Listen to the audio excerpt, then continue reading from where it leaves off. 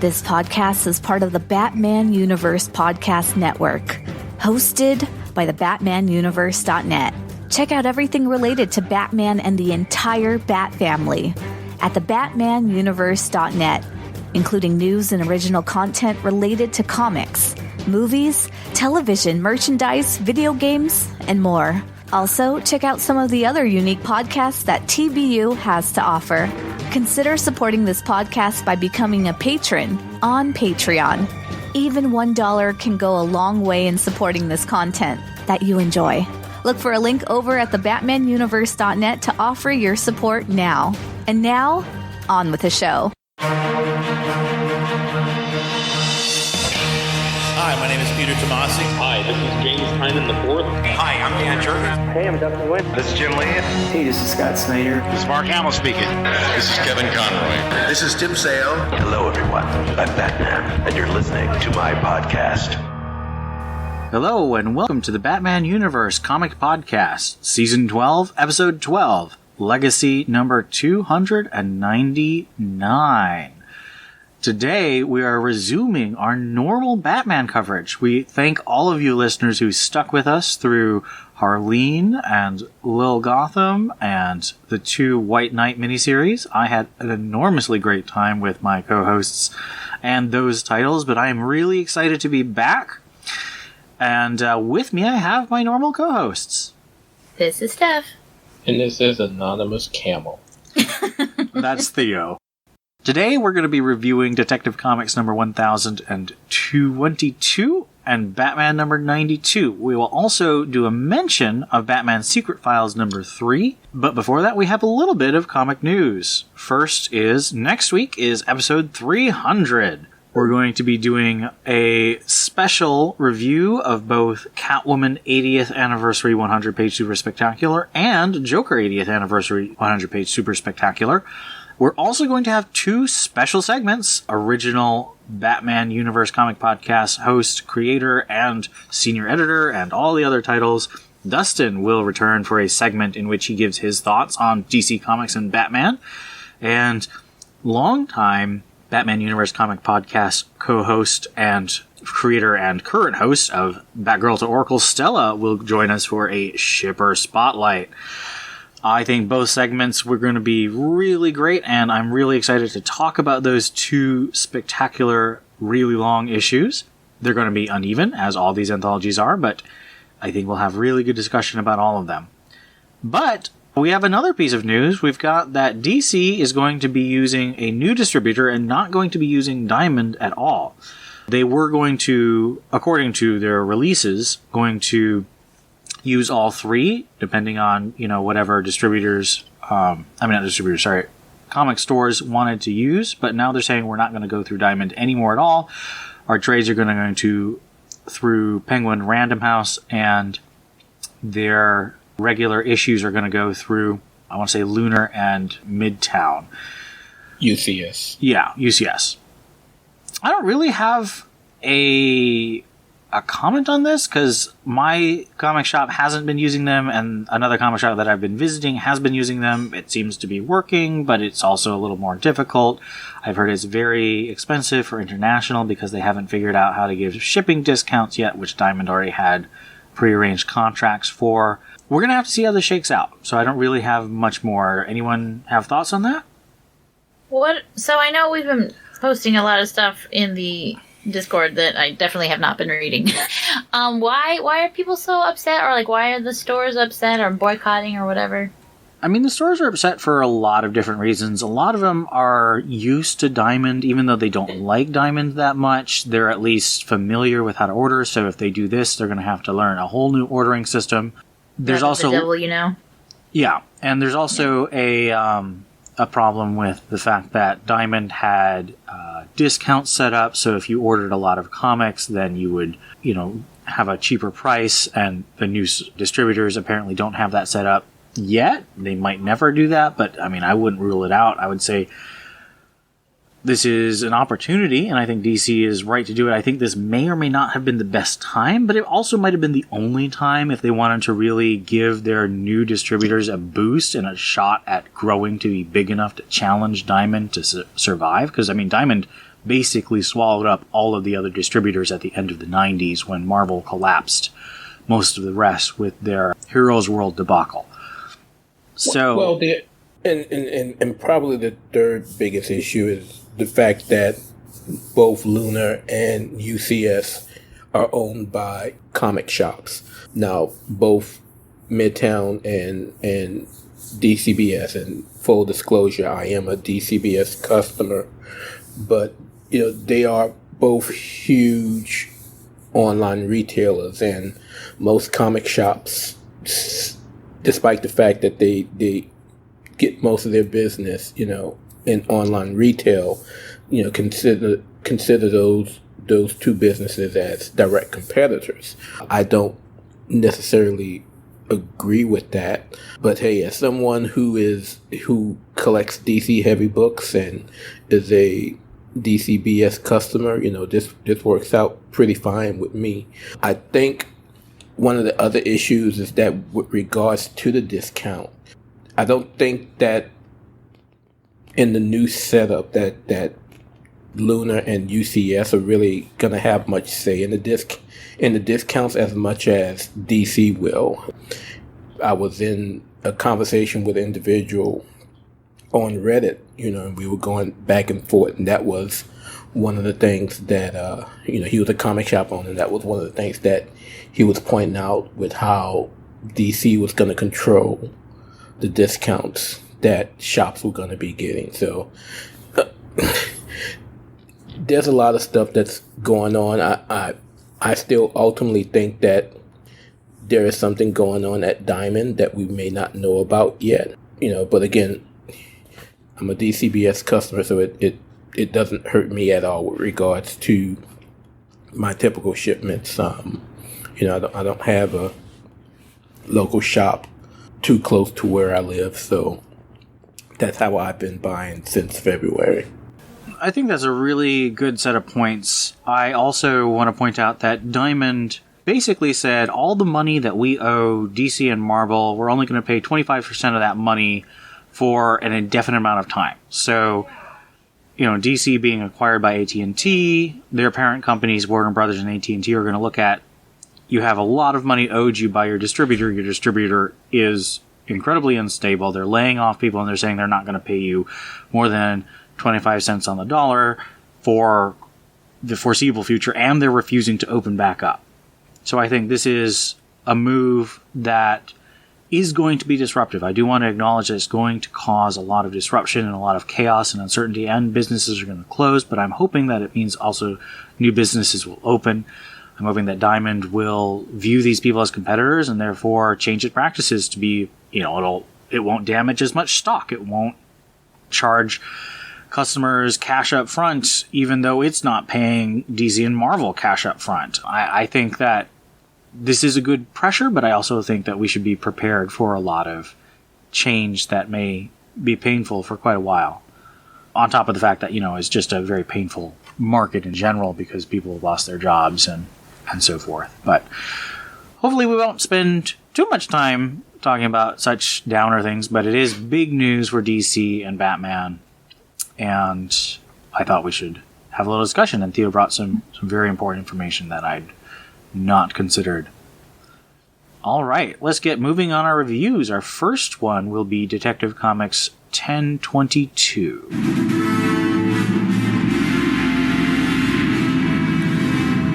Detective Comics 1022, written by Peter Tomasi, art by Brad Walker. Batman awakens and finds himself tied up and dangling over a vat of acid. Two-Face is explaining some of his recent events. The sudden changes between Harvey and Two-Face, the further scarring of his body, his new church, the coin's important role in all of it.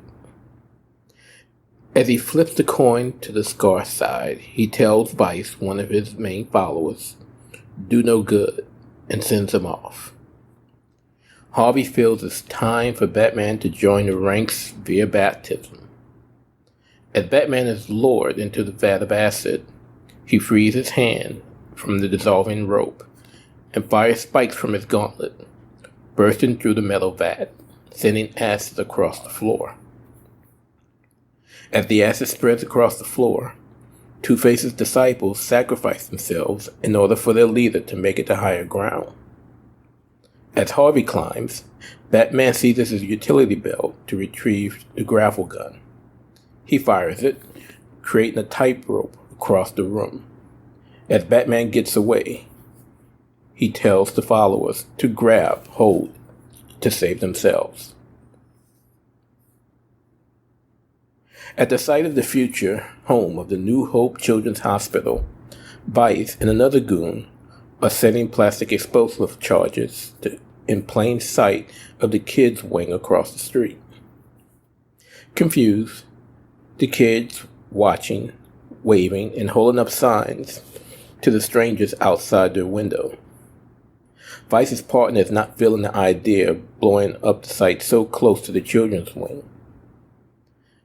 Vice fails to have him to refocus, and as he turns to leave, Vice pushes him off the ledge.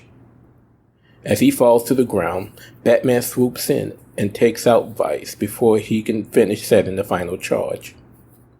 Before leaving, Batman gives the kids a smile. In another part of Gotham, Batman is speaking to the wife of one of Two-Face's followers, who is presumed dead. She gives Batman details of how he was able to get out of prison after his terminal diagnosis, and the terms that allowed her and her family to be financially set for life. Batman promises her that she will have no trouble from him, and he leaves. He returns to Vice, who is tied and gagged, and questions him further about how he came to know Two-Face. Vice explains that he was living on the street. He and a partner, who turns out to be Versa, found Harvey with a self-inflicted gunshot wound. Unconscious but still alive, Vice and Versa auction Harvey's body off to the highest bidder. Days later, the Joker shows up with money. They take Two-Face to Hugo Strange, where Strange surgically places a device on the bullet in Harvey's head. This device, which included tweaks by the Mad Hatter, would allow the Joker to place different thoughts and bouts of memory loss into Harvey's mind.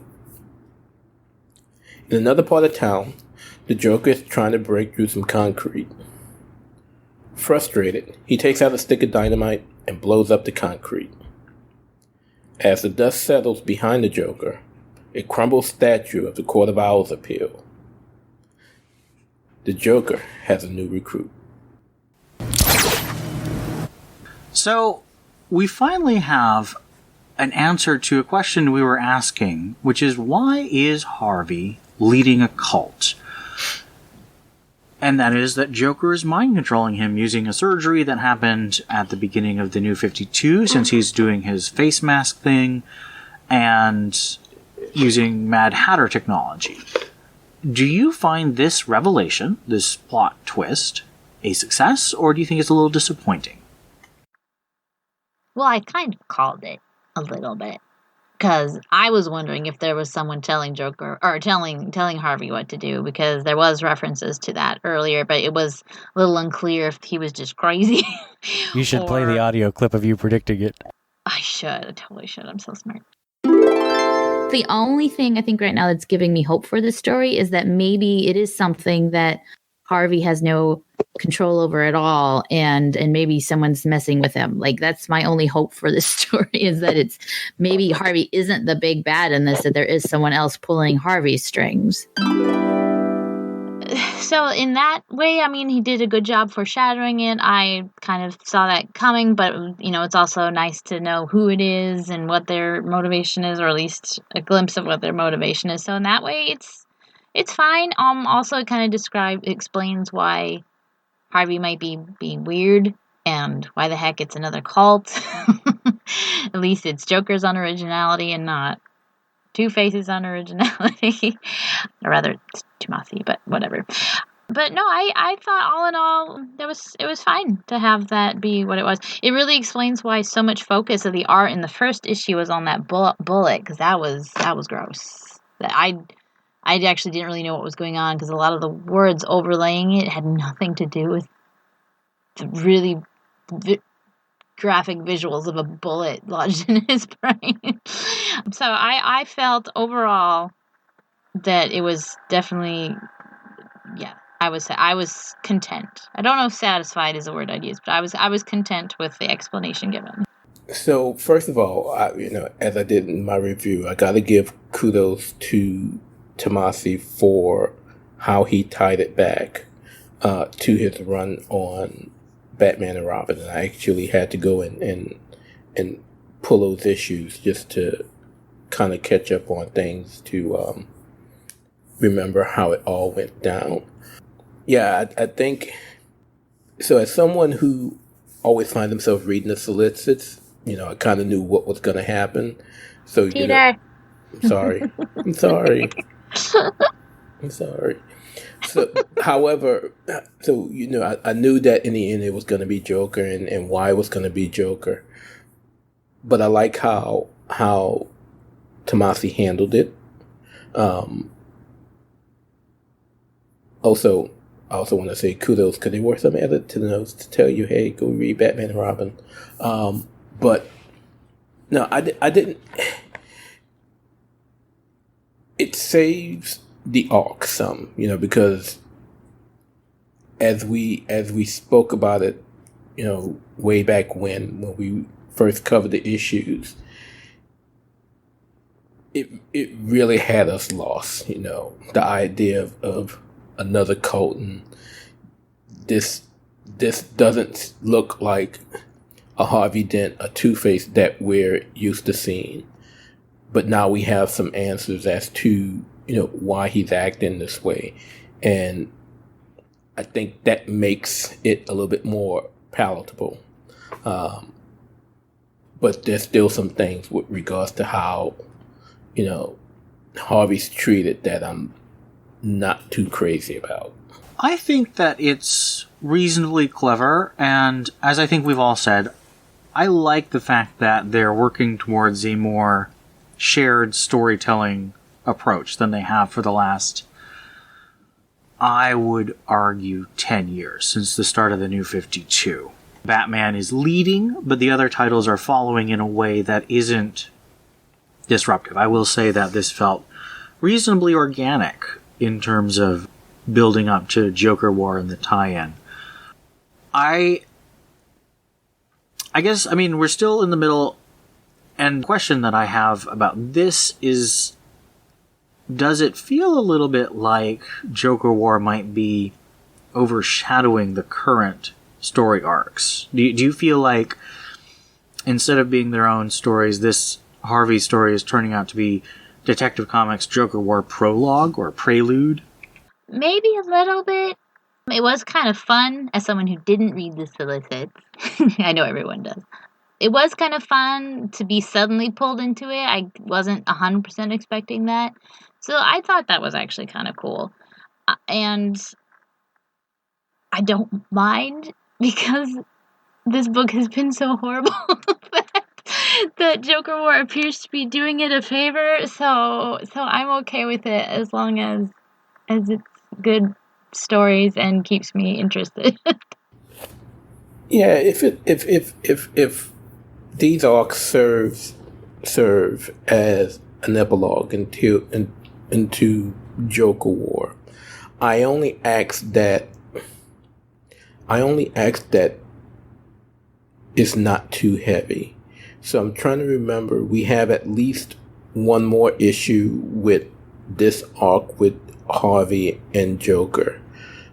And I also, if I can remember, think that Tech is going twice monthly again. And I think that's to catch it up to where it can feed directly into Joker War.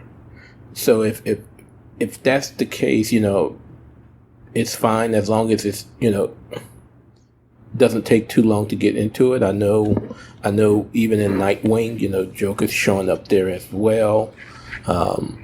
With his story of trying to make Dick his pawn. So I understand the reason why they're doing it. They're they're leading into the main event itself. But let's just get it on and get it going. That's, so I'm fine with it though. Yeah, good thoughts. I don't really have my own reaction yet, just because it feels too much like the middle of an arc. It does feel like a little bit of a pivot, because, you have the introduction of Joker, and he's such a big character that it does change the feeling of the book quite a bit. But it is an answer to a question that is asked at the very start, which is, why is Harvey leading a cult? And it's it's comic booky, but it makes sense answer to that question. What do you think of Brad Walker's art? It's still very characteristic. It's still very bold. How are your reactions to it? I liked it. I mean, it's maybe not necessarily something I'd frame or put up on a shelf, but I think it suited the story very well. He caught the the action very well. His poor little cancer kids are so sad looking, and then they're so happy later. I feel like he did a good job capturing action and the detective work, and Batman covered in slime throughout the whole thing, because apparently he didn't have a spare bat suit anywhere. Oh, his Joker was so creepy. I hate no-face Joker, which is not the artist's fault. That's Snyder's fault. But yeah, no, he's Actually, terrifying. to be fair, that was actually Tony Daniel's fault. Whatever. I mean, I'm not a fan of Snyder, but I want to be fair about what we blame him for. Tony Daniel then. But ew. But, it's an interesting ew. He does a good job with the ew. And the final Joker is actually very interesting. I thought he kind of looked like Batman 89 a little bit. Like, I got that vibe of not the mechanical, but the plastic surgery smile and the just psychotic eyes. Kind of got that vibe from it. So it was interesting seeing two completely different Jokers, obviously two different times. But yeah, it was creepy and it was good. I liked it.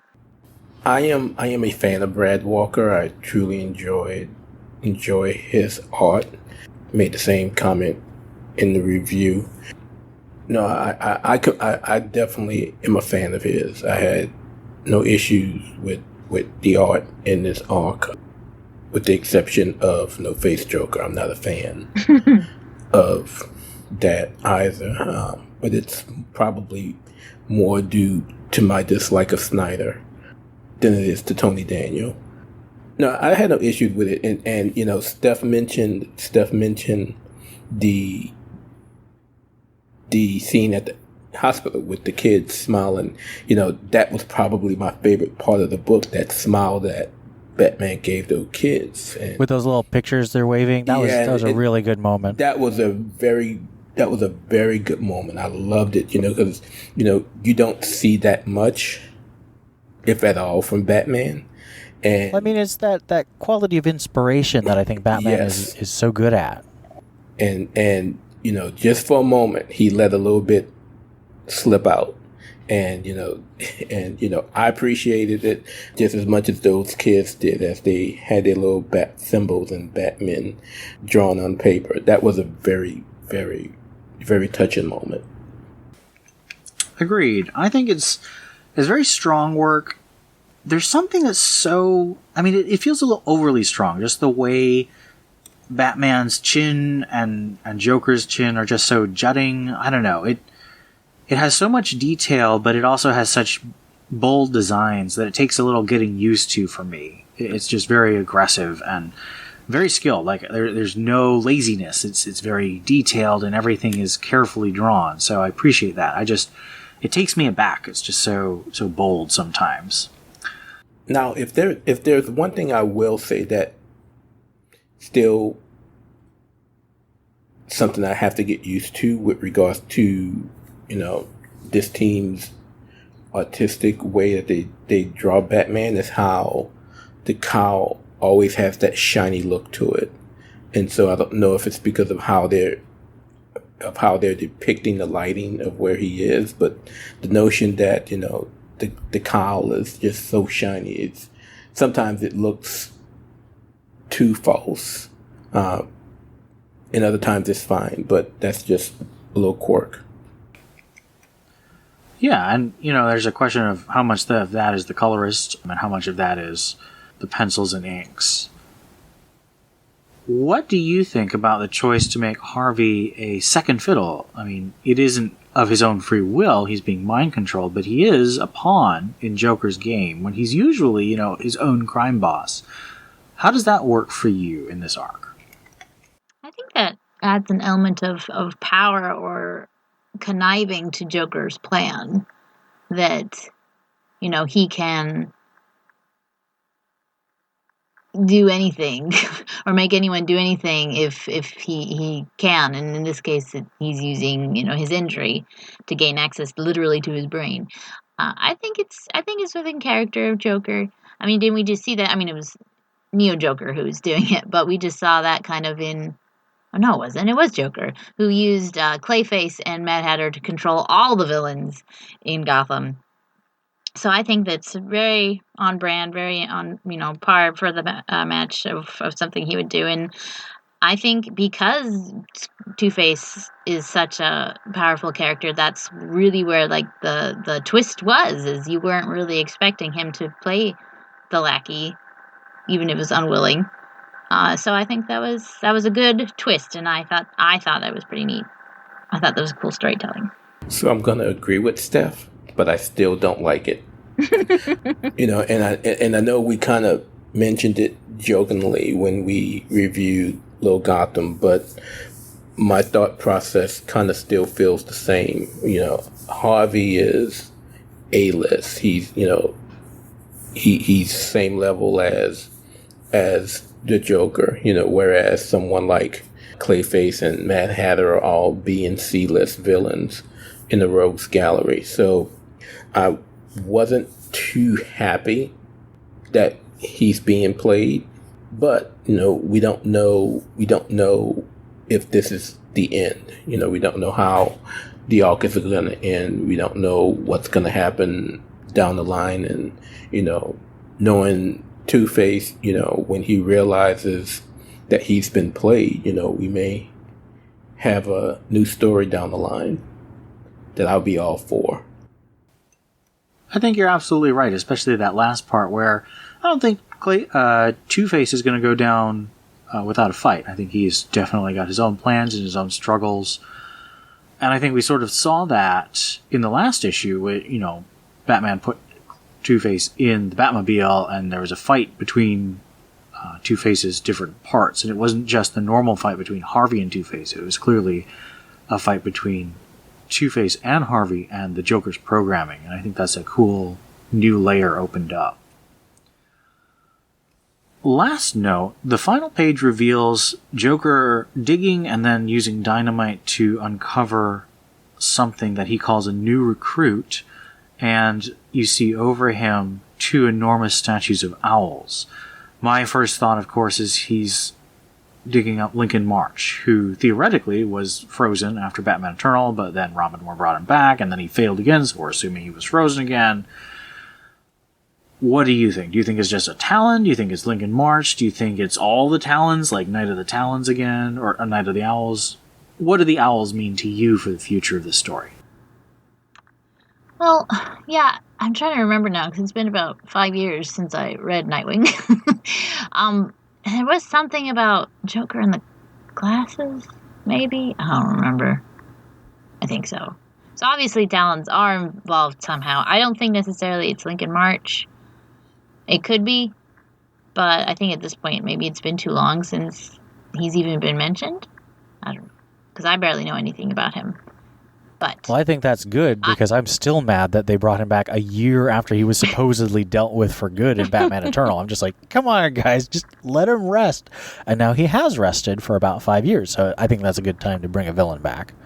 I feel like if this is a war, and right now all we've seen from Joker is making not friends with other rogues, I guess getting them to do his bidding.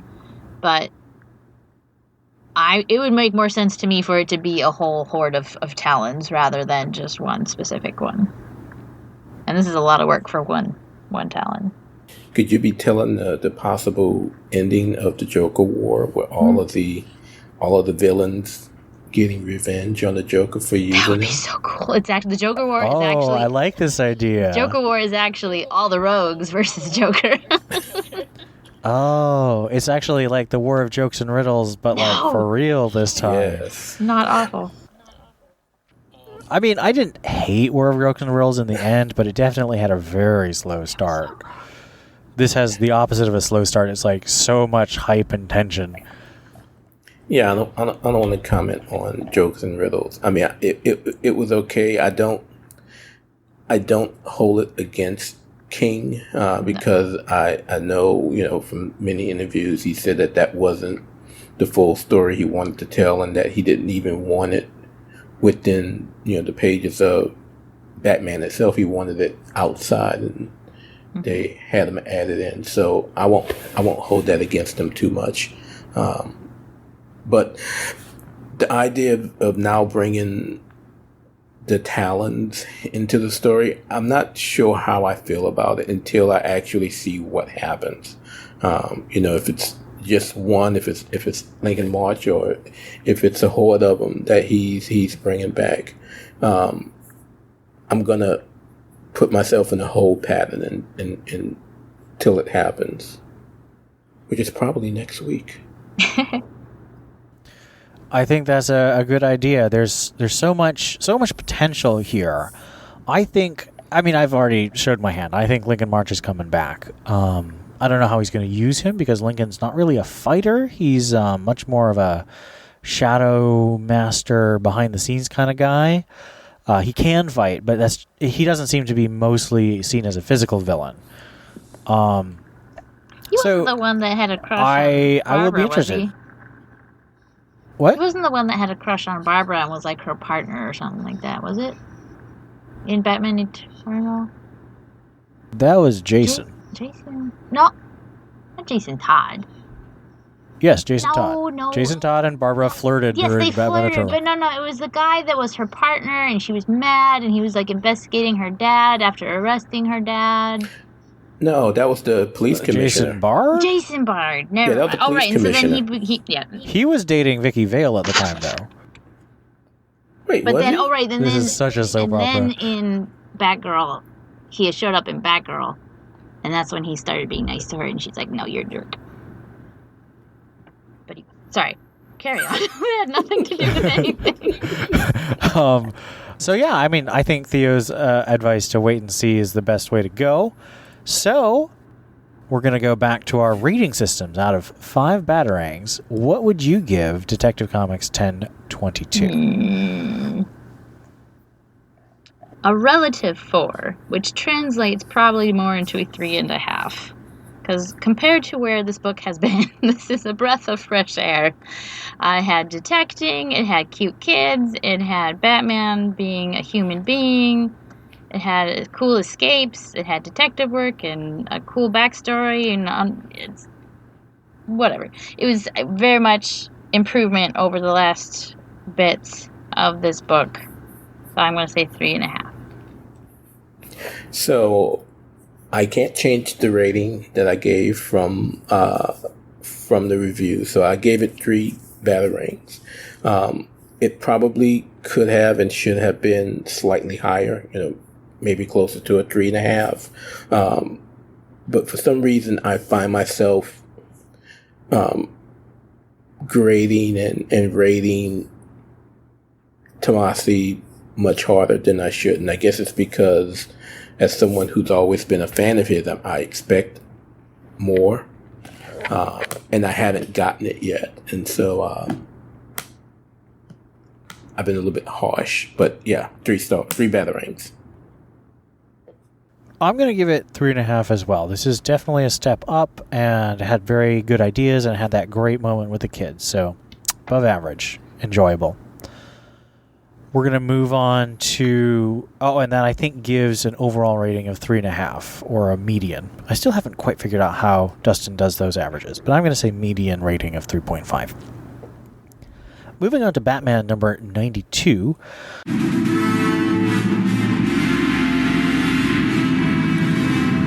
Written by James Tynion IV, illustrated by Guillaume March, and colored by Tomu More. At Gotham Hospital, Acting Commissioner Harvey Bullock tells a bedridden Oswald Cobblepot that he's going to charge Cobblepot for the murder of 3 police officers. Cobblepot says he was kidnapped and his own men were murdered, denying the charge. He counters by saying he'd like to press charges against Deathstroke. Knowing that he has no proof that Penguin murdered those men, Bullock threatens to find something he can charge Cobblepot with. Before he finishes his thought, a GCPD officer alerts Bullock to something going on outside Gotham City, lit up in green. Every screen across Gotham has been hijacked by the Riddler, who is broadcasting his latest game for Batman to play. It's a massive crossword puzzle, and Gotham City is the board. Major roads and streets across Gotham have been blocked until Batman can answer the appropriate crossword question correctly. If he answers wrong, Riddler detonates a bomb. Batman, who is bruised and beaten with his bout with Deathstroke last issue, signals Lucius Fox to trace Riddler's location. Riddler responds by cutting off all communication else channels, leaving Batman to fend for himself. Beneath Gotham City, Harley Quinn and Catwoman make their way through the sewers. As they near the secret entrance Catwoman is looking for, they're descended upon by more of the designer's zombified GCPD officers. Above ground, Batman and Deathstroke team up to battle more of the designer's zombified police force. They head down into the subway system against Riddler's protests. Batman answers Riddler's crossword puzzle questions while they wait for a train to arrive. A bat train arrives and Deathstroke and Batman board it to head off to parts unknown. Riddler curses Batman, but Batman tells him this wasn't prohibited in the rules. He can still play Nigma's game.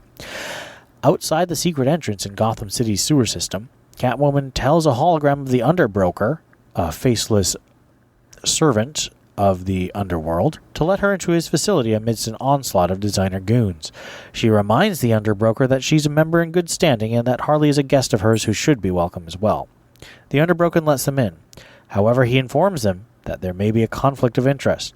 Inside, the facility has been overtaken by Joker's goons. A figure emerges from behind the henchmen, and this is our first true introduction to Punchline, Joker's newest partner. It turns out that Punchline is here to rob the same bank that Catwoman and Harley are after. Harley and Punchline banter before a fight breaks out. In the maelstrom, the Underbroker flees. Catwoman pursues him. Catching him with her whip, she leans in close to the Underbroker and threatens him until he agrees to do as she asks. Back over the airways, Riddler is screaming that Batman is cheating somehow. Batman appears behind him, and Riddler asks how Batman knew where he was broadcasting from. Bruce only says that he recognizes the room. Batman then puts Riddler and Deathstroke to sleep before turning his attention to the other person in Wayne Manor.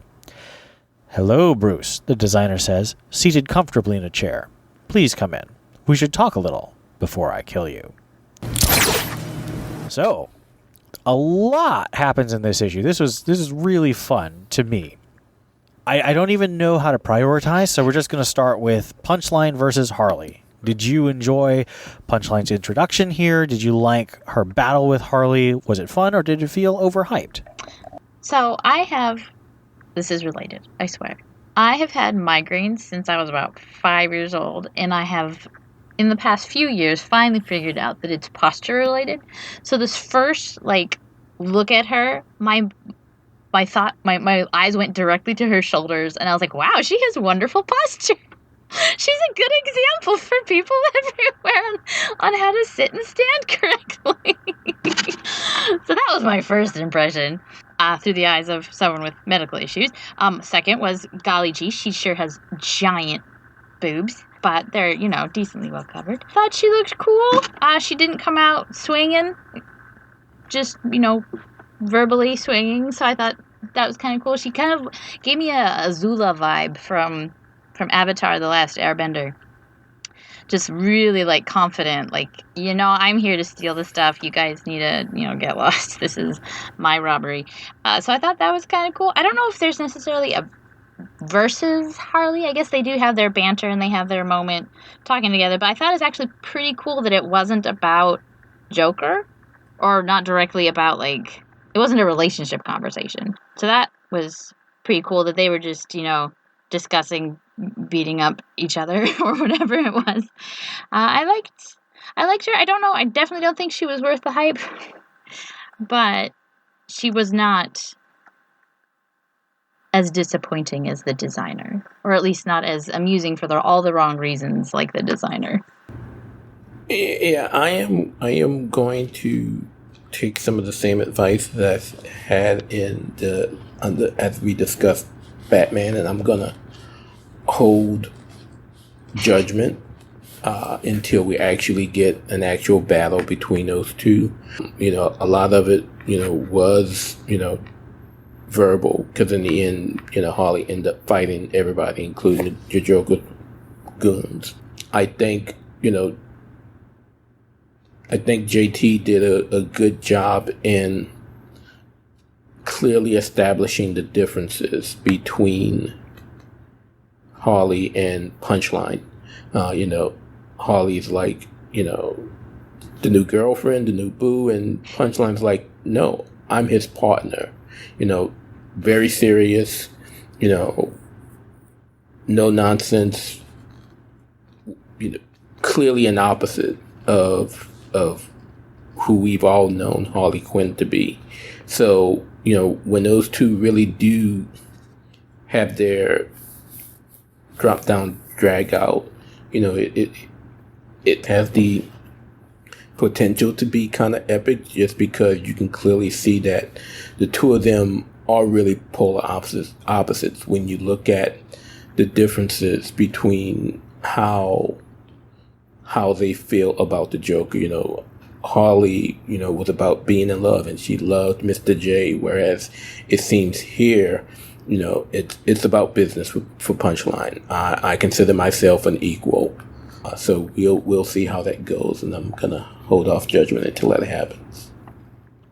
Well, I don't want to get too much into our episode 300 discussion because Punchline's origin story is there, but I will say it's clear from James Tynan's newsletter and the Punchline origin that came out today or yesterday, and this story, that he has put a lot of thought into Punchline. So even though I do think there's been a bit of astroturfing and that DC's highlighted a lot of Punchline, that doesn't necessarily mean that, she's going to be a good character. But I think that the thought that's gone into it, the contrast he's able to highlight between Harley and Punchline, and the design by Jorge Jimenez, which is executed by Guillaume March here. I'm really excited to see Jorge Jimenez actually draw her, because I think I like his rendering better. Guillaume March is known for being, very cheesecake in his portrayal of female characters, and that, as Steph mentions, she's got really well endowed in the chest area, and that's not quite as obvious in Jimenez, although she's a very fetishy design. She's got a lot of shininess on her curves and some broken areas that kind of draw the eye along her body. It's definitely very sexy and sensual design.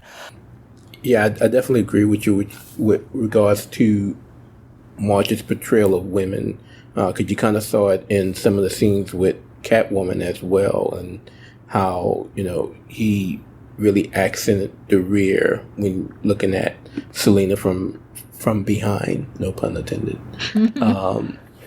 But yeah, you're absolutely right with that. But I think that I am intrigued. I was a little annoyed just because we hadn't seen really anything, but now that we've seen some stuff, I think it is interesting. I'm willing to find out more, and I'm not annoyed as some other creations of Tynan and Snyder have legendarily annoyed many people on the TBU comic podcast. What do you think of March's art? We've already talked about his handling of Punchline, but this is a Riddler issue. How do you think he handles Riddler after his really crazy Riddler spine in the first issue of this run? Or I think it might have been the second. No, it was the first one, yeah. So Riddler's back. How does he handle it? This is more of a Halloween Guillaume March, which is convenient because it is him, version of Jim Carrey's Joker. It's kind of the vibe I got from that one, the buzz cut and the Riddler suit. I like this.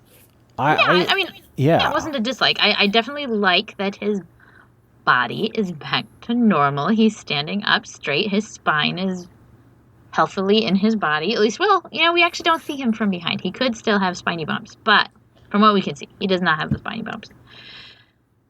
Yeah, he's good. He's a good bad guy. Still creepy, but definitely not as creepy as that first issue. Maybe he saw a chiropractor between that issue and this one. Yeah, I definitely agree about the Riddler. Now, there was one panel where you can kind of see Riddler from the back, and there were no spiny bones. But again, in that original issue, Nigma didn't have a shirt on, so it's possible that he could still be Spiny Bone. But I do appreciate that, the way he drew him still allowed him to appear scary. And, now that Steph has mentioned it, yeah, he absolutely does look like Jim Carrey's rendition of the character from the movie. Yeah, and after almost 10 years of 0 Year Riddler, where he's got those big sideburns and he wears that bowler hat that's like really curly, and he's got that sort of no shirt, but he's got a sports coat over it look that I don't like that villain. I don't think it's very interesting looking. It's just not very interesting in its design. I like when he's wearing that skin-tight uniform, and this is a different playing with it. I mean, the question marks are in a grid pattern rather than sort of scattered over it like the Jim Carrey one, but this feels classic, and it feels more like the Riddler I'm used to, which segues into, my next question, which is the Riddler did riddles this time. Yeah, he did. How were you able to figure them out? How did it feel? Okay, no, I still feel dumb. Okay, so there's the one that was, so Bruce can't see the grid, and so Riddler's upset that he can't see the grid and get the clues, from words you've already solved.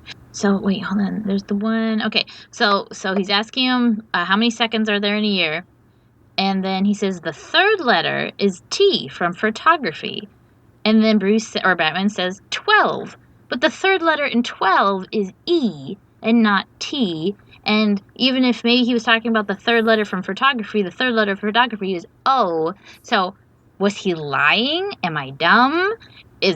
Was it a writing error? That did take me a little aback, but I didn't mind too much because I think, for one thing, we know that this Riddler has not slept for 3 months. For another thing, we know that he might be trying to trick Bruce, and Bruce is just like, aha, yeah. I gotcha.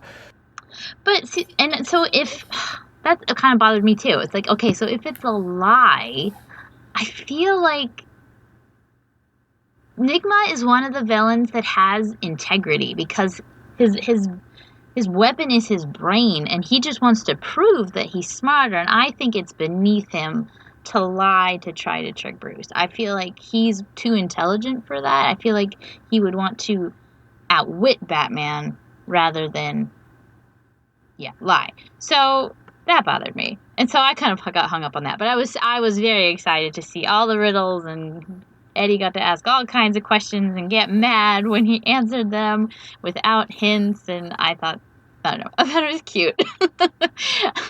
I like Eddie.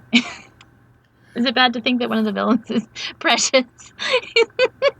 He's so precious when he's asking his questions. I was happy to see the riddles come back. Full disclosure, I got all but one right, and actually 12 was the one that I missed. And I'm gonna say it was because of how it was laid out in the comic, with the third letter being T for photography, when the first letter would be T and not the third. So I'm gonna stick to that. I think that's totally fair because I had the same problem. Now, me and Ian was talking offline, and we were discussing this, and, he mentioned just how much different these riddles were from the riddles in previous runs, particularly from Scott Snyder's. And, these seemed like more real things. I had fun, answering them as before Batman did, and except for 12. Did you do what I did and sort of use your hand to cover up the answers you could try? Yes. I did. I think that's how you should play these comics. When you're reading them, you're just like, oh, it's a riddle. Let's see if I can figure it out and cover it up so you don't accidentally cheat and see the answer. I loved it. Yes, me too.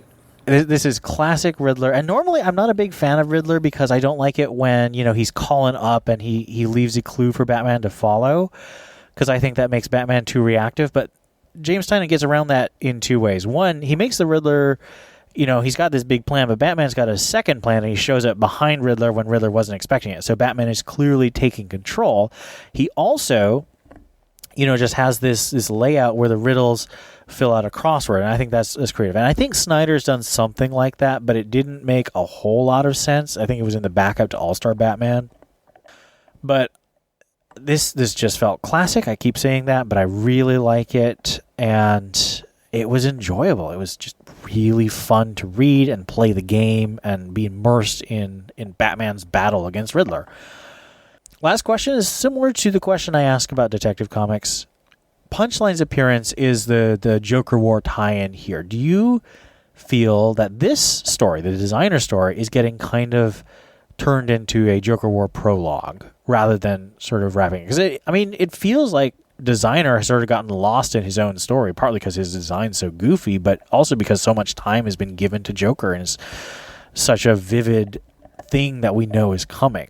How do you feel about the designer and the Joker War and how they interact? Well, because the whole Riddler thing is part of the designer's whatever plan, trick, whatever's going on. So in that way, most of it wasn't Joker War, and golly, the only way you really know what Punchline is up to, other than she's robbing a bank, is reading the secret files, which we will talk about momentarily. So it is kind of a mystery why she's there, again, unless you read Secret Files. And so I don't think it's necessarily stealing from the designer's plan. Obviously, the designer being in one panel at the very end in his James Bond's Now You Must Die chair. All he was missing is the white cat, right? And although his hood could be a white cat. But anyway. So I don't feel like the Joker War is hijacking it. I just feel like the designer is such a small part of his own plan, but I wonder if that's the point.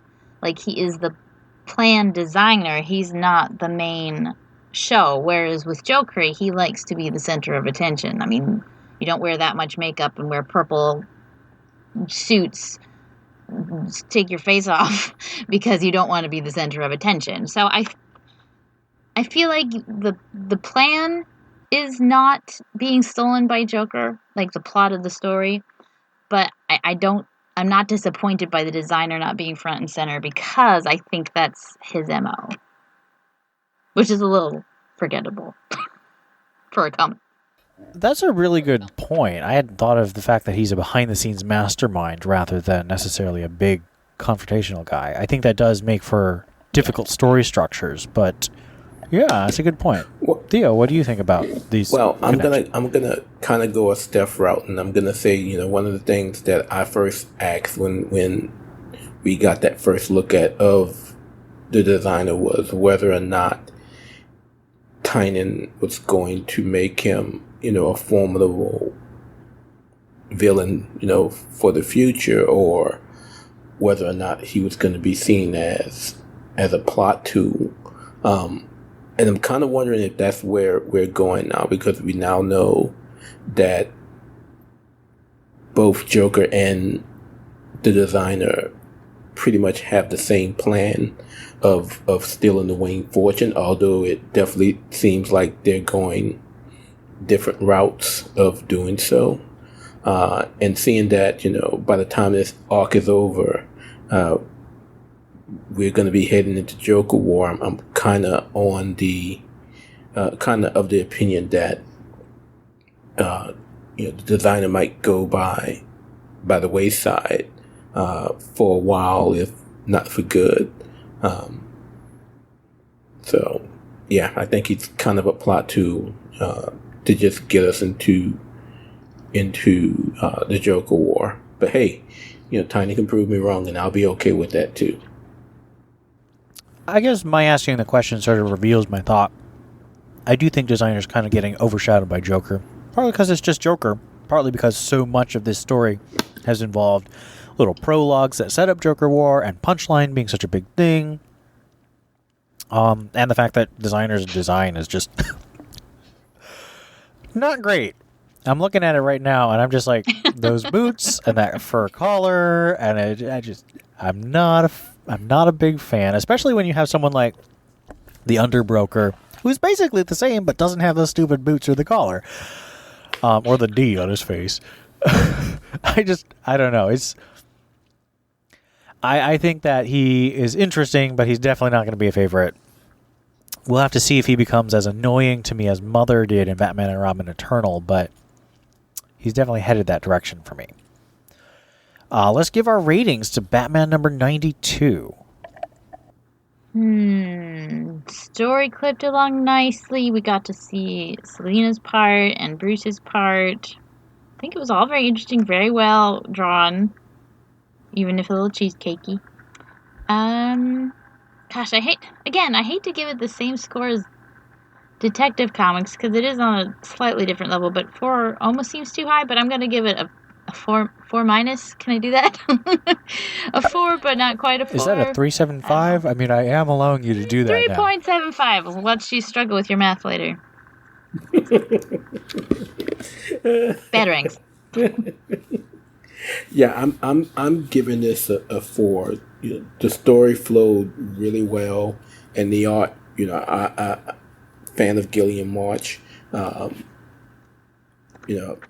of Jimenez as well. But if he's off the book, for an issue or two, and this is his backup, you won't hear any complaints from me at all. I'm also giving it a 4, so I agree. It's just, this is a fun comic to read. Now, as everyone knows, I loved reading Tom King's Batman, but that was often just a meditative book. You'd sit and think about it. You'd have to wrap your head around some of the ideas and maybe go back and reread a bunch of stuff. This was just fun. It was classic Riddler. You had Punchline's introduction, which was a really good contrast. You got all the intrigue surrounding the designer and all this world building that Tynan's doing. And I haven't even remembered if Batman had a new gadget. I know one of his big things is Batman has a new gadget or a new vehicle every issue. I don't even remember because so much happened in this one. It was really fun. 4 out of 5. He had that knockout the knockout. The one that he knocked out Deathstroke with? Mm-hmm. Yeah, and then he had the train. Oh, well. Oh, that's right. I was so excited. We didn't even talk about the train. Except I feel like the train was stolen from his Detective Comics run because that was what Tim built, That's continuity. Yeah, I do love that. I love the fact that Tynan wrote both of those and he clearly remembers what he did. That's cool stuff. So yeah, 4 out of 5, and that gives an overall score of 4 out of 5 for this one. Over on the website, Scott, who did yeoman's work this week of writing 3 different reviews, 2 of which were oversized, so well done, Scott. Scott gave it also a 4 out of 5, so that's definitely a 4 out of 5 overall for Batman number 92.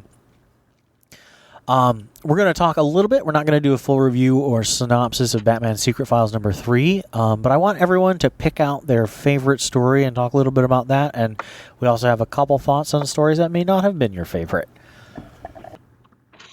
I didn't really love any of them. I'll have to say, I guess if I had to pick a favorite, it would be the second one, which was... so each of these stories highlighted one of the villains that was introduced at the beginning of Tynan's Batman run. So it's Cheshire, the gunsmith, Mr.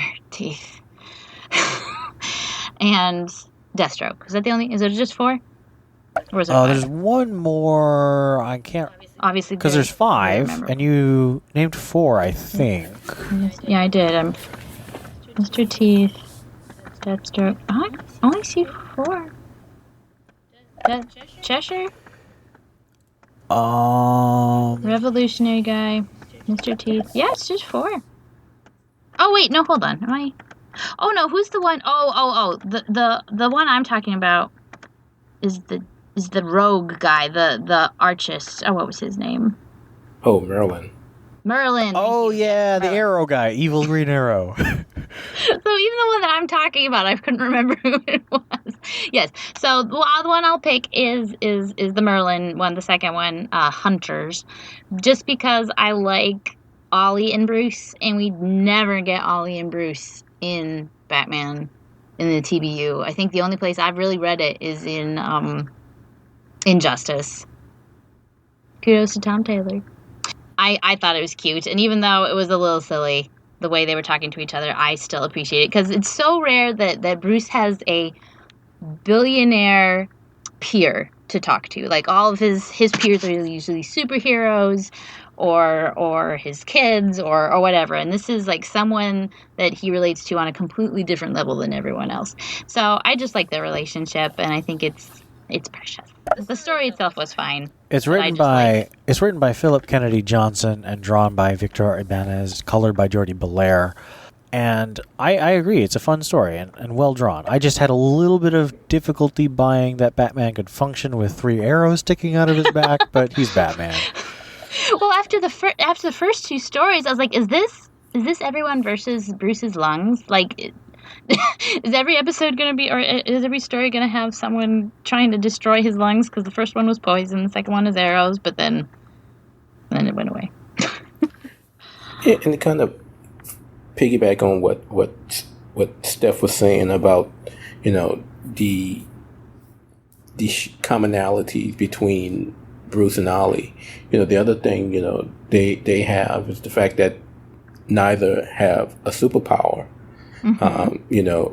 Unless you're one of those who considers, Ollie's archery ability to be a superpower. But, these guys, those two together are both superheroes with no special abilities, no meta abilities. So that's appreciated.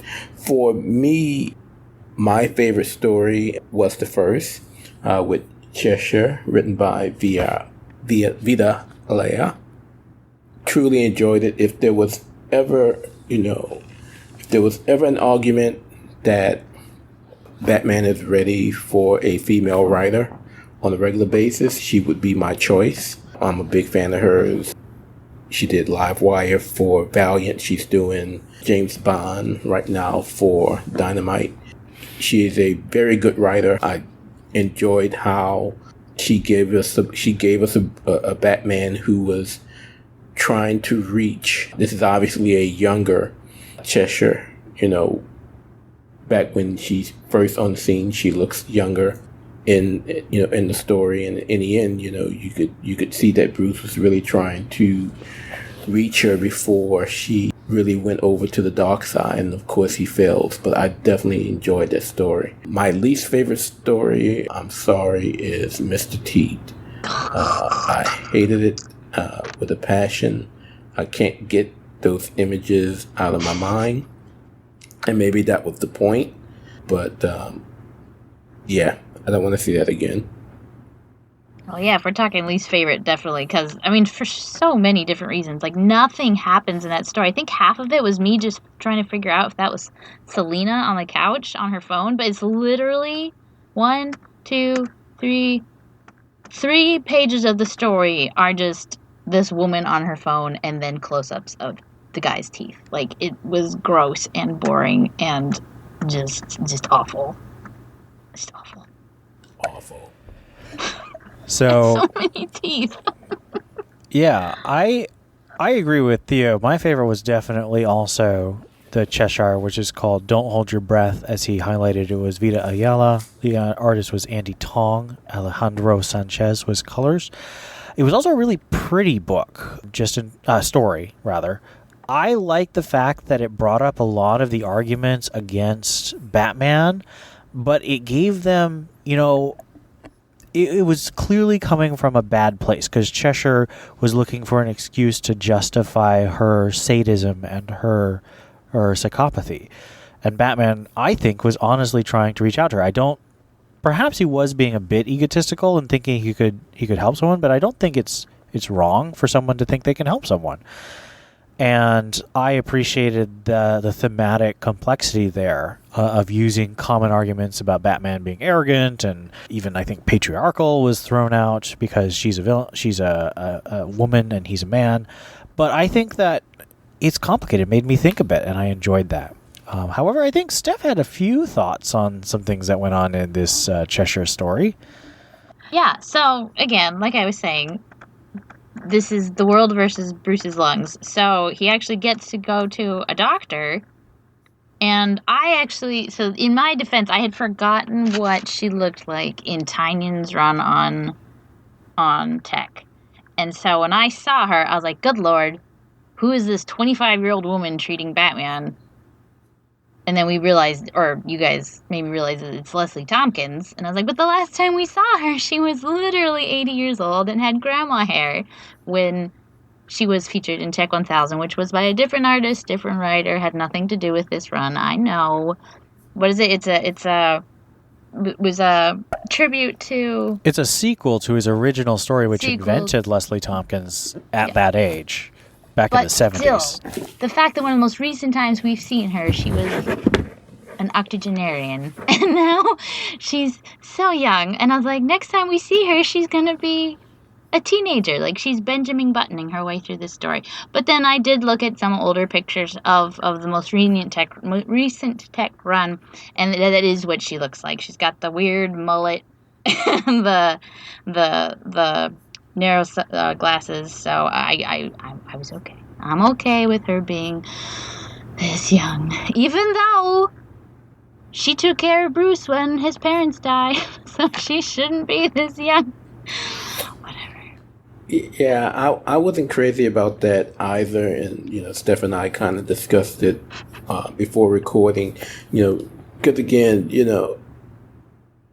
being in comics for as long as I've been, I'm used to the Leslie Tompkins who, at one point in time,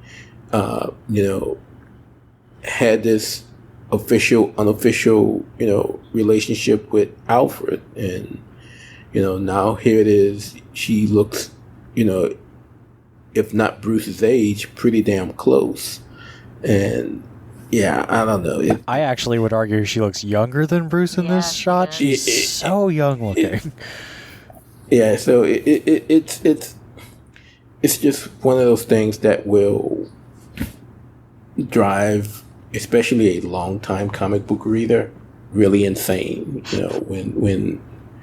When characters are aged or de-aged. Well, I was mentioning this as well. I am really frustrated that Jim Gordon still has red hair. I want him to have white hair again. I love white hair Commissioner Gordon. And I think that it should happen because characters of older ages should be allowed to be in comics, in my Batman, And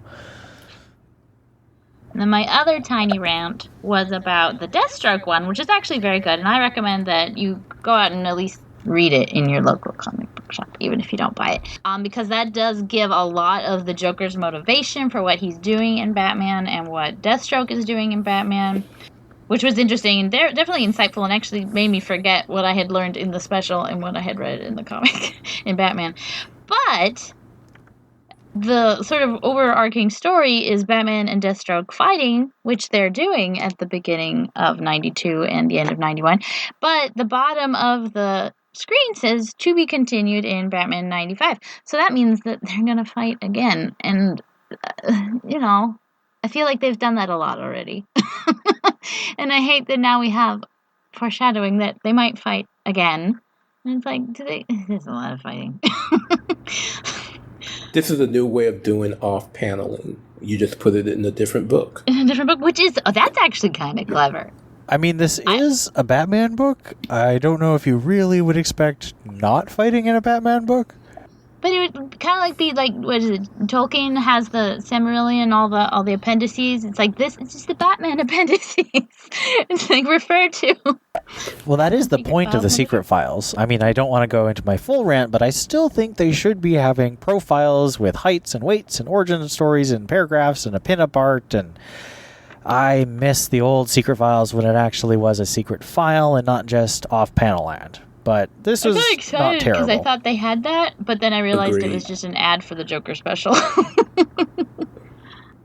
Anyway, since we're not doing a full review, we won't do ratings for Batman Secret Files, but we've sort of given you a flavor of our favorites and some of our least favorite stories. So, Batman Secret Files number 3 out today, or this week.